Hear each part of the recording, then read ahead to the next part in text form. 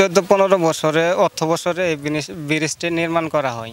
Bridge নির্মাণ করার 1 বছর পরেই আমাদের এই ব্রিজের গোড়া থেকে মাটি সরে চলে যায়। সরে যাওয়ার পর থেকে 5-7 বছর থেকে আমরা এই ব্রিজটা ব্যবহার করতে পারছি না। আমাদের যাতায়াতের অনেক অসুবিধা হয় এবং আমাদের এখানে 5-7টি গ্রাম বসবাস করে লোকজন, প্রায় 7 থেকে 8 হাজার লোক বসবাস করে। এদের নিত্য প্রয়োজনীয় দ্রব্য কিন্তু সবারই প্রয়োজন। এই প্রয়োজনের জন্য হাট বাজারে যাইতে হয়। এই হাট বাজারে যাওয়া আমাদের অনেক অসুবিধা হয়। আর বিশেষ করে একটা ইউনিয়নের মূল কেন্দ্র হইতেছে ইউনিয়ন পরিষদ। এই ইউনিয়ন পরিষদে আমাদের এই ব্রিজের পশ্চিম পাশেই, আর সেই সাথে ইউনিয়ন পরিষদের পাশেই আমাদের কয়েকটি প্রতিষ্ঠান আছে। সাদুরপাড়া আলহাজ কসরউদ্দিন দাখিল মাদ্রাসা, তার পাশে আছে সাদুরপাড়া নজরুল ইসলাম উচ্চ বিদ্যালয়, সাথে আছে প্রাথমিক বিদ্যালয়। আর এই ব্রিজের পূর্ব পাশে দক্ষিণ ধাতুয়াকান্দা, এখানে একটা প্রাথমিক বিদ্যালয় আছে, যা আমাদের মসজিদপাড়া গ্রাম থেকে দৈনিক যাতায়াত করে 150 ছাত্রছাত্রী। তারা অনেক কষ্ট করে এই বন দিয়ে ঘুরে যায়। যে 5-6 বছর এখানে কাজ হওয়ার পর ব্রিজটা ব্যবহার না করায় মনে করেন যে ছাত্রছাত্রীরা বাইর দিয়ে বন দিয়ে যাতায়াত করে। আর কয়েক মাস আগে আমাদের এই পিছনে যে সাঁকোটা দেখতে পাচ্ছেন, এটা নির্মাণ করলেও আমাদের কোনো বিশেষ একটা লাভজনক হয় নাই।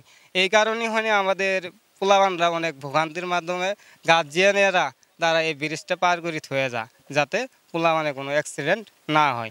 আর বিশেষ করে হচ্ছে আমাদের এই এলাকা যদি কেউ একটা সিরিয়াস রোগী অসুস্থ হয়ে যায়, তাদের আমাদের হসপিটালে নিয়ে যাইতে অনেক অসুবিধা করতে হয়। তাদেরকে কাঁধে করে পিঠে করে আমাদের এই ব্রিজ পার করে আমাদের উপজেলা স্বাস্থ্য কমপ্লেক্সে নিয়ে যাইতে হয়।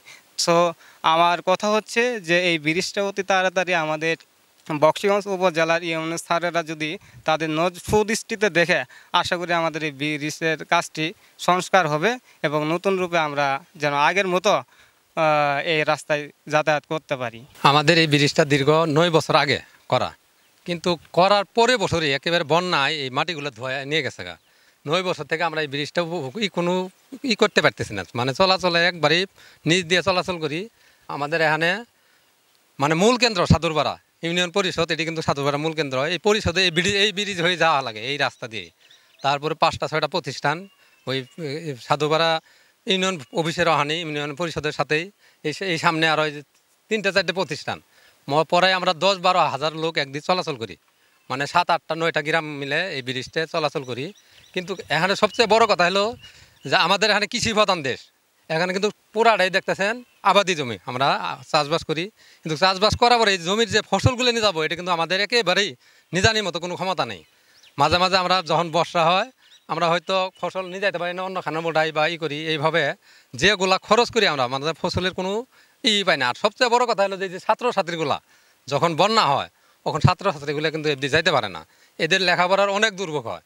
তাই আমাদের ছাত্রছাত্রীগুলোর দিকে লক্ষ্য করে সরকার মানে অনেক টাকা মোটামুটি খরচ করছে ব্রিজটা করে, কিন্তু আমরা এই খরচের কোনো প্রতিফল পাইতেছি না।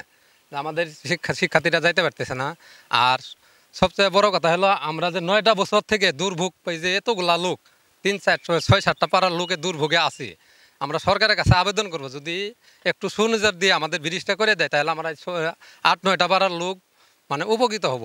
আর সবচেয়ে বড় কথা হলো যে ছাত্রছাত্রীগুলা তারা যে সুন্দরভাবে যায়, ভবিষ্যৎ যে প্রজন্ম, এদের জন্য একটু চিন্তা ভাবনা করে আমাদের ব্রিজটা যেন অতি বিলম্ব করে দেয়, এটা আমরা আমাদের সরকারের কাছে আশা রাখবো। দীর্ঘদিন যাবৎ আমাদের এই রাস্তাটা এই জায়গায় অনেক সমস্যায় ভোগান্তিতভাবে ভুগতেছি আমরা। এই এলাকায় প্রায় আমরা 20 থেকে 25 হাজার লোক বসবাস করি। একটাই রাস্তা, এই রাস্তা দিয়ে আমরা যাতায়াত করি। বিভিন্ন সময় স্কুলের ছাত্রছাত্রীরা যাতায়াত করে, সবসময় সকাল বিকাল ওদেরকে একটা ভোগান্তি এই জায়গায় রেখে গার্জিয়ান আসি, আমরা এই জায়গায় পার করে দেই। কোনো ফসলাদি নিয়ে যেতে পারতেছি না। আমাদের এই অসুস্থ হইলে বাচ্চা এবং আমাদের মানুষ এই জায়গায় থেকে মনে করেন যে ভার বেঁধে নিয়ে যাওয়া লাগতেছে। এরকম একটা পরিস্থিতির মধ্যে আমরা এই জায়গায় বসবাস করতেছি। আজ পর্যন্ত অনেক প্রশাসন আছে, অনেক সরকারি কর্মকর্তা কর্মচারীরা আসে, বিভিন্ন ঠিকাদাররাও আসে, এই জায়গায় কাজ করে কথা আমাদেরকে আশ্বাস দেয়, আমাদেরকে ওইভাবে মনে করেন যে করতেছে, আশ্বাস দিয়ে রাখতেছে। কিন্তু দীর্ঘ 9 বছর যাবৎ আমরা এই ভোগান্তির শিকার হইতেছি, এ থেকে রেহাই পাইতেছি না। আমরা আশা করতেছি আপনাদের এই নাগরিক টিভির মাধ্যমে, আপনাদের দৃষ্টিকোণ যেহেতু হয়েছে, চেষ্টা করব আপনাদের মাধ্যমে যাতে এটা একটু কাজটা ভালো হয় এবং সুন্দরভাবে করতে পারেন, আমাদের এই এলাকার যাতে ভোগান্তিগুলো দূর করতে পারেন। এই জন্য আপনাদের কাছে বিনীতভাবে অনুরোধ করছি, আপনারা যেন দ্রুত গতিতে এই কাজটা করেন এবং আমরা সবাই আপনাদের প্রতি কৃতজ্ঞতা জ্ঞাপন করব। সাদুরপাড়া ইউনিয়নে একটি ব্রিজের পাশে অ্যাপ্রোচ অংশটি ভেঙে গেছে এবং ভেঙে যাওয়ার ফলে মানুষের যোগাযোগের সমস্যার সৃষ্টি হয়েছে। আমরা ইতিমধ্যে একটি ব্রিজের মনোনয়ন দিয়েছিলাম এবং ব্রিজটি অনুমোদিত হয়েছিল। পরবর্তীতে দেখা যায় যে একই জায়গায় অবৈধভাবে রাতের বেলায় বালু উত্তোলন করার কারণে এটি অনেক বেশি গভীর হয়ে যায় এবং ব্রিজটি তাৎক্ষণিকভাবে নির্মাণের জন্য অযোগ্য হিসেবে আমাদের কাছে বিবেচিত হয়, যে কারণে ব্রিজের মঞ্জুরিটি বাতিল হয়ে যায়। আমরা পরবর্তীতে কী ব্যবস্থা নেওয়া যায় সেটি আমরা যাচাই বাছাই করে অচিরেই আমরা ব্যবস্থা গ্রহণ করব।